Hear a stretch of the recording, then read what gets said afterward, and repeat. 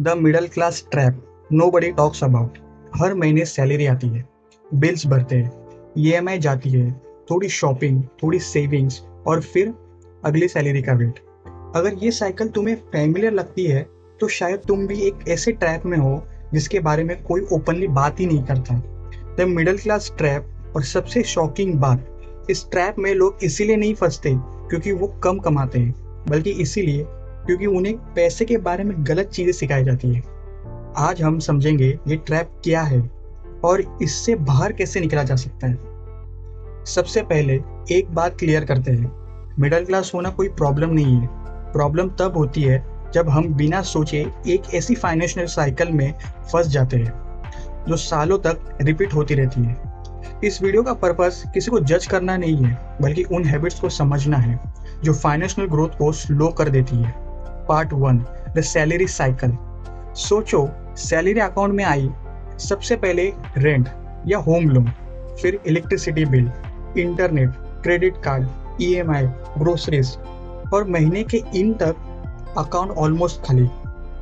फिर वही साइकिल हर महीना, इसमें गलत कुछ नहीं। लेकिन अगर सालों तक सिर्फ सैलरी तुम्हारी फाइनेंशियल लाइफ का इंजन बनी रहे तो वेल बिल्ड करना मुश्किल हो जाता है। Part 2, lifestyle inflection. प्रमोशन मिला, सैलरी बढ़ी, लेकिन कुछ महीनों बाद एक्सपेंसेस भी बढ़ गए। नया फोन, बड़ी कार, महंगी सब्सक्रिप्शन और धीरे धीरे इनकम बढ़ने के बाद भी सेविंग्स में कोई बड़ा डिफरेंस नहीं। इसे कहते हैं लाइफस्टाइल इन्फ्लेक्शन।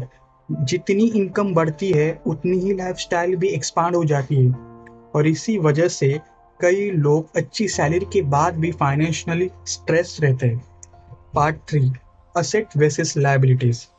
बहुत लोग सैलरी बढ़ते ही ऐसी चीजें खरीदते हैं जो हर महीने पैसे मांगती है, लेकिन वेल्थ अक्सर उन चीजों से बिल्ड होती है जो टाइम के साथ वैल्यू क्रिएट कर सकती है। हर परचेस से पहले एक सवाल पूछो, क्या ये चीज फ्यूचर में मेरी फाइनेंशियल पोजीशन इंप्रूव करेगी या सिर्फ मेरा मंथली एक्सपेंसेस बढ़ाएगी?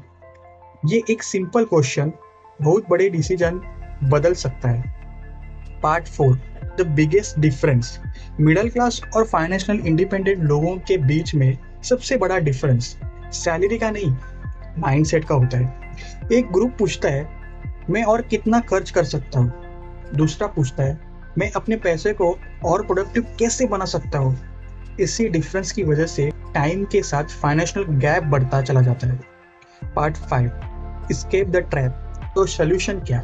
सबसे पहले अपनी इनकम का बजट बनाओ, इमरजेंसी फंड रखो, हाई इंटरेस्ट डेट को कंट्रोल करो, फाइनेंशियल एजुकेशन में टाइम इन्वेस्ट करो और धीरे धीरे ऐसी हैबिट्स बनाओ जो लॉन्ग टर्म में वेल्थ क्रिएट करने में हेल्प करें।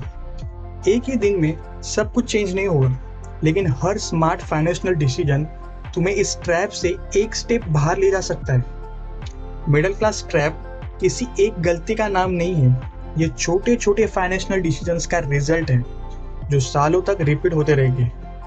और अच्छी बात यह है, जिस तरह ये हैबिट बनती है उसी तरह बदली भी जा सकती है।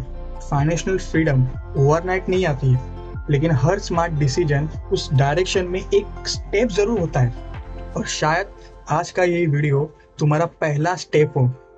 वीडियो पसंद आई हो तो एक लाइक और शेयर जरूर करें। अगर आप मनी मैनेजमेंट एंड फाइनेंस के रिलेटेड टॉपिक सीखना चाहते हैं तो हमारे चैनल मनी एक्सेस को अभी सब्सक्राइब करें। हर वीक हम प्रैक्टिकल फाइनेंस और वेल्थ बिल्डिंग कंसेप्ट को इजी लैंग्वेज में एक्सप्लेन करते हैं। Thank you.